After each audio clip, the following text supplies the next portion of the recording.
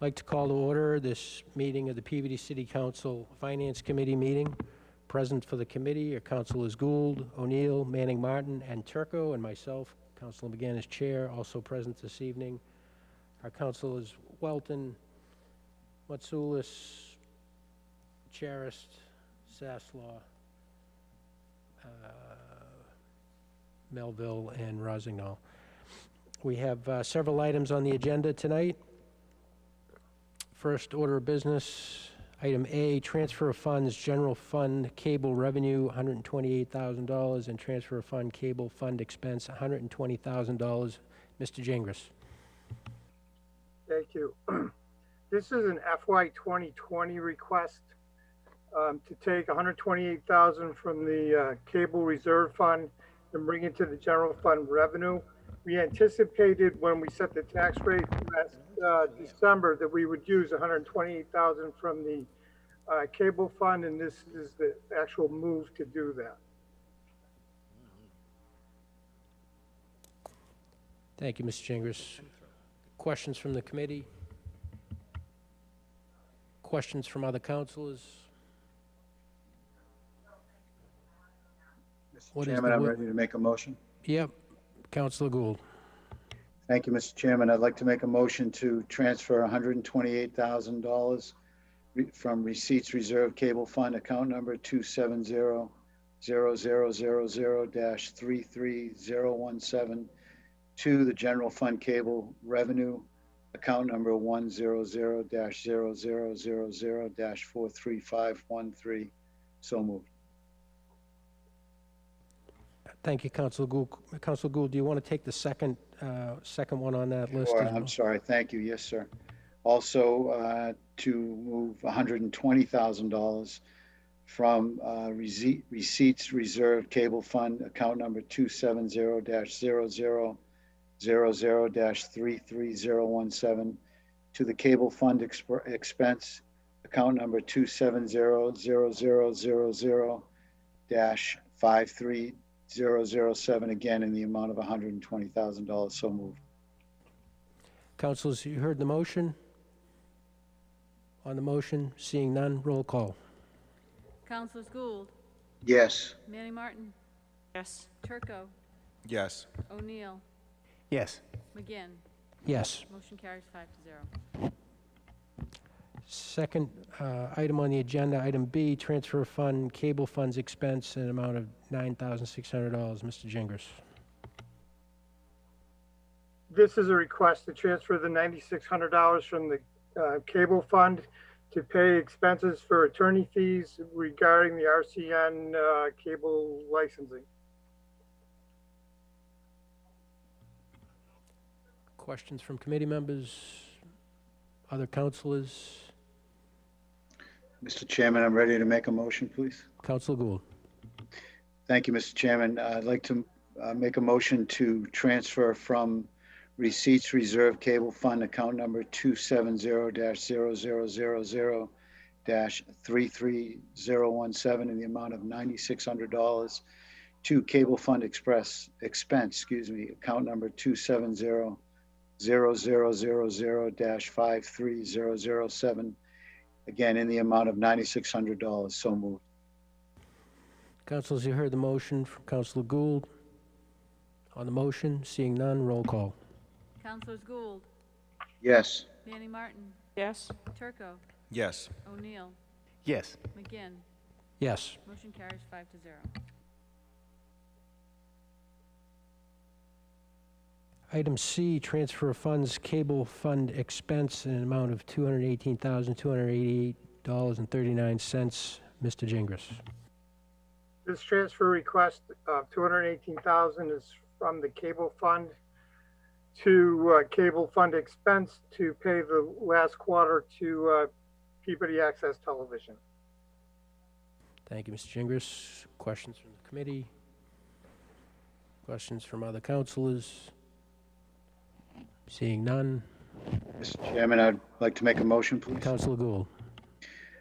Mr. Chairman, I'd like to make a motion to transfer from account Receipts Reserve Cable Fund, account number 270-0000 2022-33017, the amount of $218,288.39 to Cable Fund Expense Account Number 270-0000-53007, again in the amount of $218,288.39. So moved.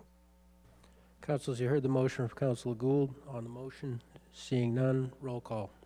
Councilors Gould, Yes. Manning Martin, Yes. Turco, Yes. O'Neill, Yes. McGinn. Yes. Motion carries 5-0. Next item on the agenda, item D, transfer of funds CPC, Housing Critical Care Repair, $40,000, an amount of $40,000. Mr. Jingris. This is a transfer request within the CPC to fund the rehabilitation project for 5 homes located in Peabody. Thank you, Mr. Jingris. Council, questions from the committee? Yes, Mr. Chairman. Yeah, Councilor Gould. No question, just a comment that we should really take a moment and recognize that we are doing the right thing continually by funding a program like this that helps needy people do home repairs that otherwise they wouldn't be able to take care of themselves.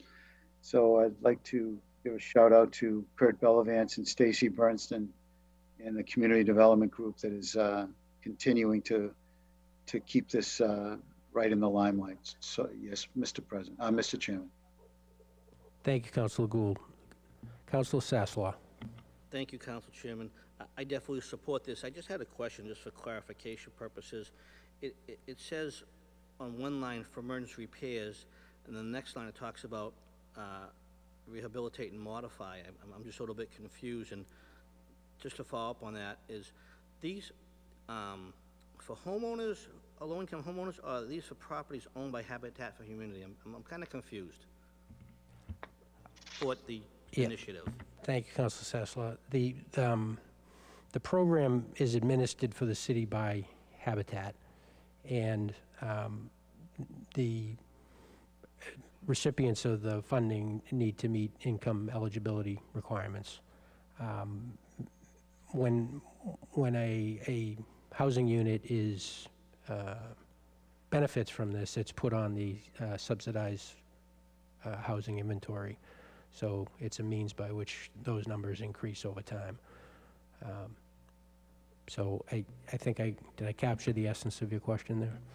The only question I had is, so just for the people who are watching at home, it says to assist low-income homeowners with emergency repairs. So is there a process that they would apply, and how would they do that? There is a process. I'm going to defer. Is community development still on the phone here? Yes. Yes. Yes, Thank you. through you, Mr. Mr. Chairman. We do have, I'm gonna defer to Stacy Burnson, who's also present as an attendee. This is her program that she has worked on in the past, and she's continuing this program. So I'll have her address those questions.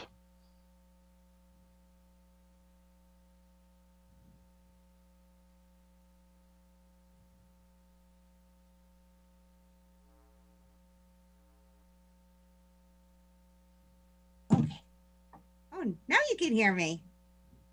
Yes? Yes. Yes. Yes. Okay, so yes, there is an application process. It is actually the application, we have a digital version. It's on the city's website. It's under the community development. It's on the community development page, and it's called Critical Care Repair Program. So it is completely administered through Habitat for Humanity. So the telephone number and everything is there for Habitat for Humanity, because they actually administer the program for us.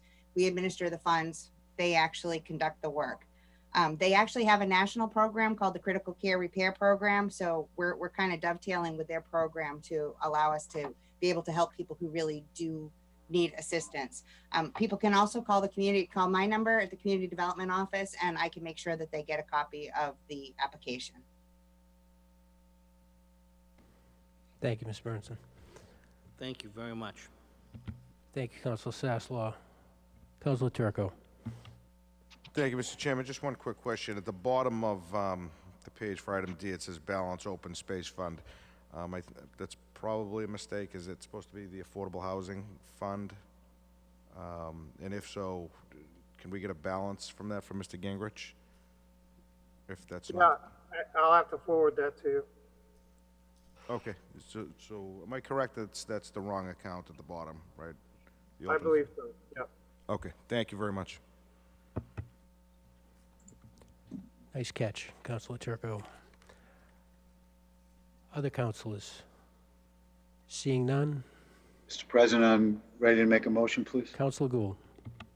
Thank you, Mr. President. I'd like to make a motion to move $40,000 from account number, which is the CPC Affordable Housing account number 270-0000-33023, again in the amount of $40,000, to account CPC-Housing Critical Care Repair.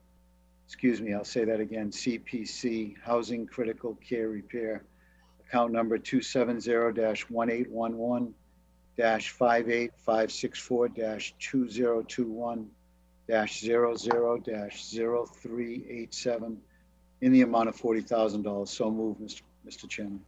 Councilors, you heard the motion. On the motion, seeing none, roll call.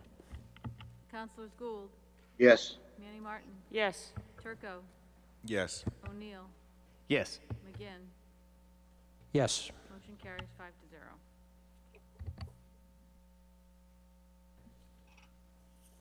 Next item on the agenda, transfer of funds, various department accounts in the amount of $385,293. Mr. Jingers. Thank you. I was hoping this was going to be the last transfer request to balance out FY 2020, but last week we received unemployment expenses for the March through June, which are going to have to come up with a transfer request with that, along with some other school related costs. So I will be submitting another transfer request for the next meeting to close out FY 2020. But this will get us almost all the way there. There's enough budgetary money available to offset all the expenses.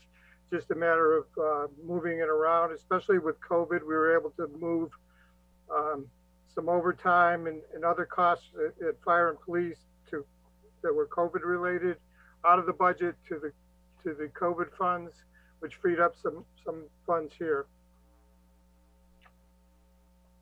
Thank you, Mr. Jingers. Questions from the committee? Councilor Manning Martin. Thank you, Mr. Chairman. Through you to Mr. Gingrich. I see Public Works and Garage cut down on outside services collectively to about $40,000. How did they do that? I think it's just the COVID related. There was just less going on for a few months.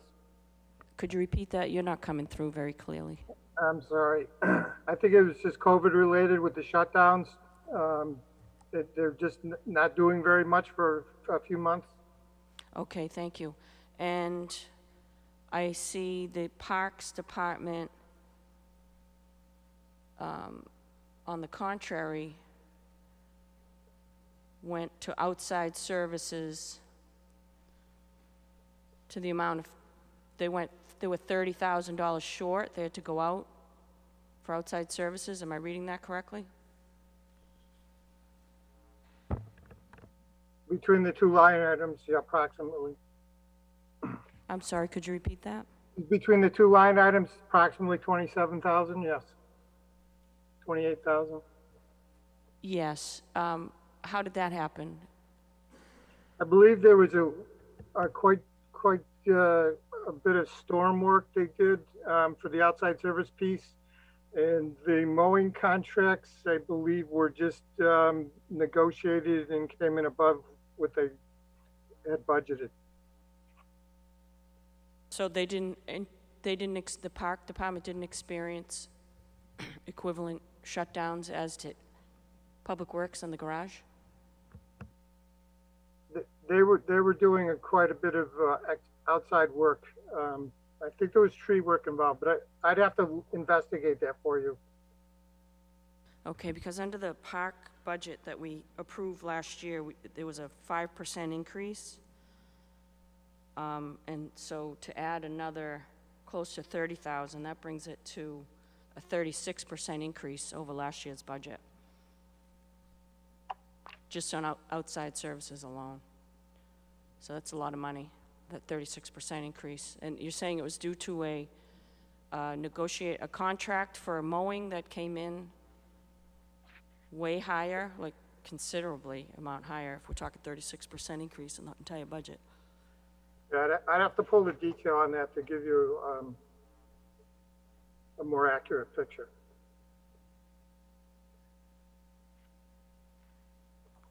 I'm sorry, I said on the outside, not in the entire budget, excuse me, on the outside services. I correct Right, myself. I that- misspoke. Yes, 36% increase. Okay. Yeah.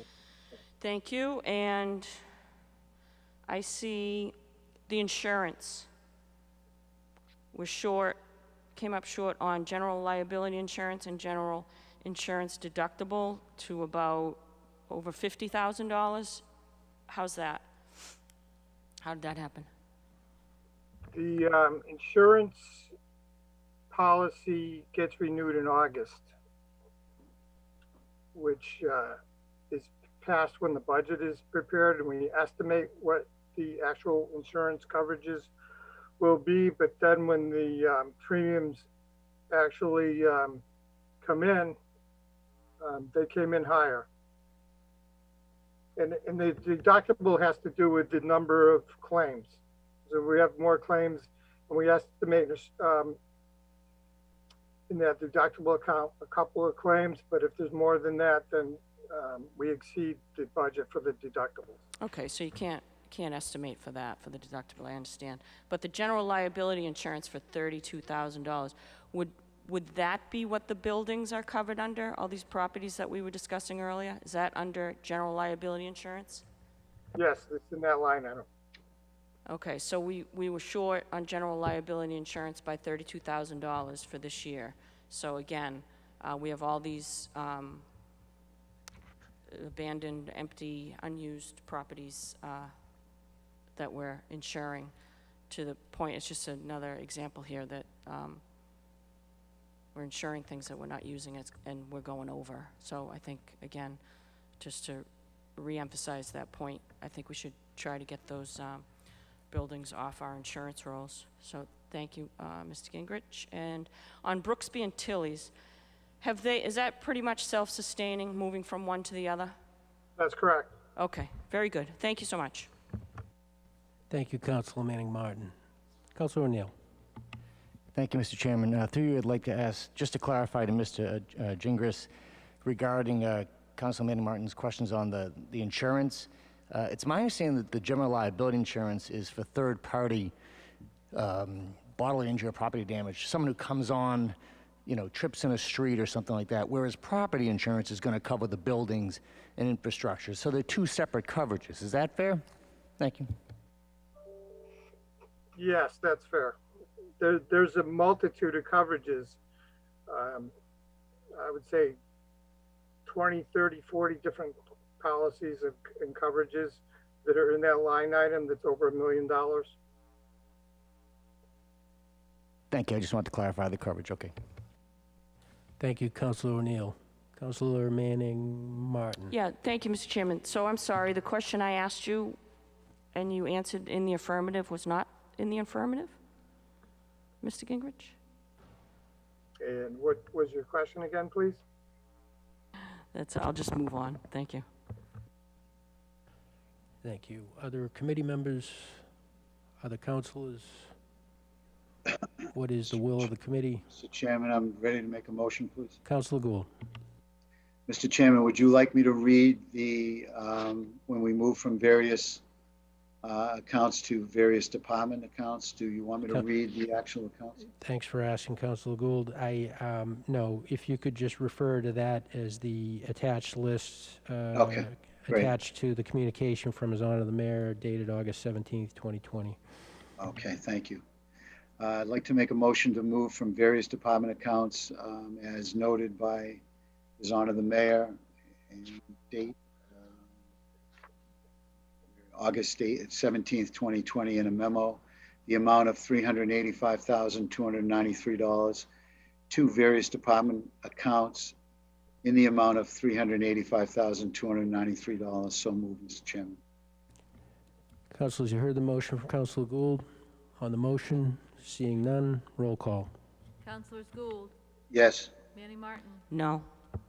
Turco, Yes. O'Neill, Yes. McGinn. Yes. Motion carries 4-1.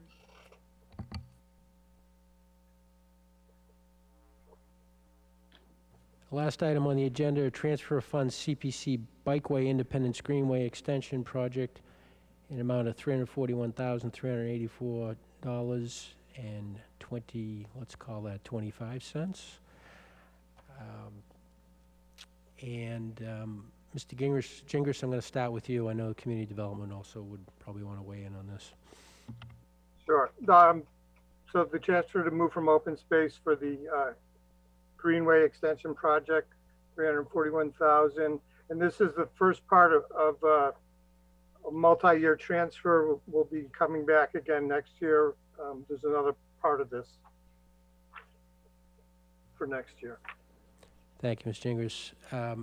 Mr. Bellavance or Mr. Callahan, would you like to comment further? Good evening, Mr. Chairman. I'll just start off by saying that one of the goals with the Community Development Office is to continue what was started back in the 90s, which was part of the Independence bike system. Part of those, the two sections, as everybody's aware, is one that goes from Russell Street in West Peabody, ends at Cy Tenney, Lieutenant Ross Park, then picks up again across 95 and Route 1 behind Peabody Road and goes all the way to Leahy Clinic. So what we're looking at doing is taking that where it ends at Leahy Clinic and continuing that onto an ending at Endicott Street. There are some design plans that have been done for that and are doing that as we speak. The other piece is to connect the area that ends at Lieutenant Ross Park over to Peabody Road, which is to cross Route 1 and to 95. So we've been in complete discussions with the state and looking forward to, we've had positive comments back from them. They've actually scheduled those two projects for the TIP program, which is a process to spend federal and state money. So they've scheduled that for FY24 and FY25. It's really a placeholder. We need to do our part now, which is to present a design plan to MassDOT. Those two construction costs would exceed $10 million. So the cost that we're seeking from community preservation is a portion to design the work. And then once we get to a point about 75% design, we hand that over to MassDOT and they would take over the project and we would work closely with them, with the engineers that we would hire. But that's sort of a snapshot of that. There are several grants that we have received in the past. The Solomon Foundation Mass Trails Grant, which is most recently. Those are grants that Assistant Director Brendan Callahan was awarded through his work. So I'm gonna turn that over to him. This is his project, and I want to have him add anything that I probably missed. Thanks, Kurt, Assistant Director of Planning, Brendan Callahan. As you know, we have had a lot of success with state and federal funding to advance this project. We were just recently awarded $203,000 through the Mass Trails Grant, and that is to advance the, they're kind of two different projects. The Route 1 connector project, we had received $100,000 towards the other segment from the Leahy Clinic to Endicott Street. That particular project is now close to the 25% design phase. That is almost complete. We are anticipate handing the final draft of the 25% plans to MassDOT within the next month. And then, now with the Mass Trails money ideally the CPC money will be able to go out and hire an engineer to start the design work for the 25% design phase for the Route 1 connector. Thank you, Mr. Callahan. Mr. Bellavance, questions from the committee? Mr. Chairman? Councilor Gould. Thank you. Mr. Callahan, thank you for your great diligent work on this. In layperson's terms, can you tell us eventually, if everything goes as planned, we're going to connect from far west Peabody all the way to downtown, correct? Yes, that is the goal. You know, the Leahy Clinic segment to downtown, again, that particular project is slated, I guess, for FY24 construction. Looking at the recent construction schedule, construction would begin in the spring, early summer of 2023. So that would go first, and then in the spring of 2024, we anticipate the construction of the Route 1 connection. So yes, that would basically go from the Middleton town line to downtown Peabody, right. as well as connect to the Kristen Crowley Spur Trail that leads the Danvers Rail Trail. So we're adding a lot of miles. And one of the things that we as a community have done right is provide CPC money that has funded an inordinate amount of this work, correct? Yes, CPC is, this is, you know, what I've heard other CPC members say is, you know, this is their flagship project. And, you know, this is a project that the entire community benefits from. Every age group really gets the benefit of the Independence Greenway. Well, thank you for your work. Keep up the good work. Thank you, Councilor Gould. Councilor O'Neill. Thank you, Mr. Chairman. And through you, Chairman McGinn, I'd like to ask either Mr. Bellavance or Mr. Callahan. First, I'll start off with, I support the project. The Greenway, Independence Greenway is just, it is a jewel in our city. But I just wanted to see if we could get two numbers here. What would be the total project cost for this all in? And then I guess what it would mean to Peabody, either through CPC or our city funds versus grants. So I guess total, and then broken down between what we would be asked to be paying either through, once again, city funds or CPC versus grants. I just kind of want to get that big picture. Thanks. You know, right now the estimate, the design cost estimate is $1.5 million, and the construction cost is approximately $10 million. So that, and right now, as we said, those construction dollars are, you know, earmarked for the city of Peabody. They're on the tip. So it's now, you know, between this year and essentially 2023, we need to continue to secure the design money so we're ready to go to construction in those years. We've had a lot of success with the grant programs in the city. There's a lot of support at MassDOT for this project. We've done a lot of outreach with the MassDOT people, bringing this project to them before we even, you know, really came up with the preferred alternative, which is for the Route 1 project specifically. They've assigned us a MassDOT liaison to help us navigate the MassDOT in the long run, you know, through the different, you know, hurdles that we'll have to go through. So they've you know, MassDOT seems to have committed to this project. And so again, with numbers, as you said, 1.5 is the design cost estimate, 10 million is the construction, and the construction will all be the tip money. That won't be any of the city money. Okay, so I appreciate that. I understand that there are no guarantees as grants are trying to get at that. So if I have it correctly, the entire construction cost at this point in time will be supported by either the MassDOT grant tip fund or through the state. So there should be no additional cost other than the design portion. Is that a fair statement? Correct. Thank you. Thank you, Councilor O'Neill. And maybe just for clarification,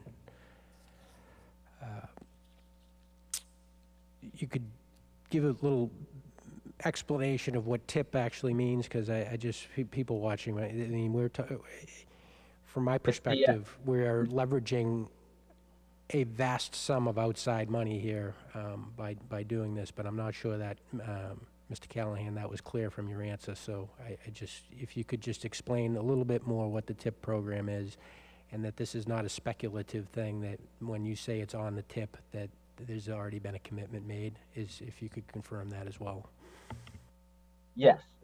So the TIP, TIP stands for the Transportation Improvement Program. And I'm not a TIP expert, so it is mostly a federally funded program. And so we've gone through the process to get approved for these construction dollars. It's reviewed by the state, and then eventually they, either approve it or don't approve it. And as of now, those two projects have been approved for construction funding in those years.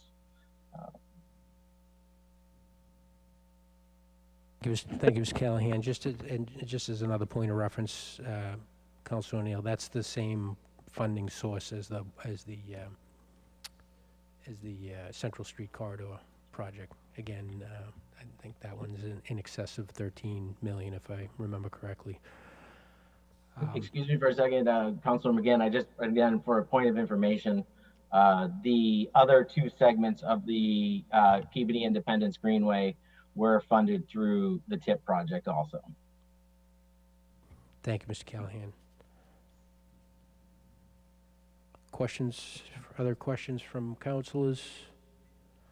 Mr. Chairman, I'm ready to make a motion when you have. Thank you, Councilor Gould. Just to add to Councilor Gould's comment, Mr. Callahan, I know how instrumental you have been going after these external funding sources on this, and your dogged persistence on this program and this project over a very long period of time is appreciated by me as a councilor and as a resident. So, as Councilor Gould said, a very heartfelt, please keep up the good work. And with that, Councilor Gould. Thank you, Mr. Chairman. I'd like to make a motion to move from CPC Open Space Fund Balance, account number 270-0000-33021, the amount of $341,384.25 to account CPC Bikeway Independence Greenway Extension Project, account number 270-181-5856-2018-00-0350, again in the amount of $341,384.25. So moved. Councilors, you heard the motion from Councilor Gould. On the motion, seeing none, roll call. Councilors Gould, Yes. Manning Martin, Yes. Turco, Yes. O'Neill, Yes. McGinn. Yes. Motion carries 5-0. Thank you, committee. Thank you. Thank you, committee members. I'll accept the motion to adjourn. So moved. Councilors, you heard the motion, roll call. Councilors Gould, Yes. Manning Martin, Yes. Turco, Yes. O'Neill, Yes. McGinn. Yes, Motion carries 5-0. we are adjourned. 2-minute recess, and then we'll start the regular meeting.